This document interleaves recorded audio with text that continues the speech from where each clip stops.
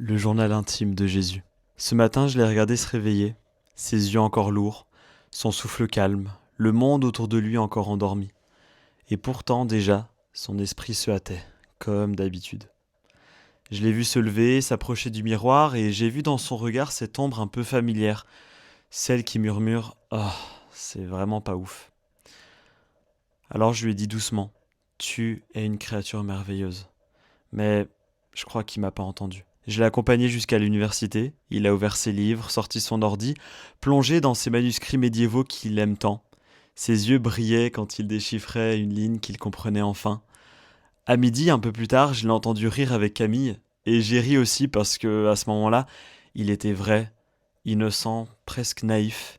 Il redevenait en vrai cet enfant libre, celui que j'ai aimé, avant même qu'il apprenne à parler.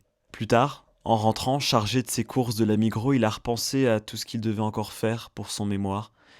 Il s'est dit qu'il devait faire plus, travailler plus vite. Alors je lui ai simplement dit «Ma grâce te suffit». Mais un bus est passé juste à côté de lui et à nouveau, il m'a pas entendu. Le soir venu, il s'est allongé dans son lit. Il a fermé les yeux pour se préparer au meilleur moment de ma journée, celui où, comme d'habitude, on discute un petit peu. Il m'a raconté évidemment ce que je savais déjà, mais je l'écoutais, comme si j'avais tout oublié. Et alors que ses paupières se faisaient gentiment lourdes, je l'ai bordé, en lui rappelant que rien ne pourra jamais le séparer de mon amour.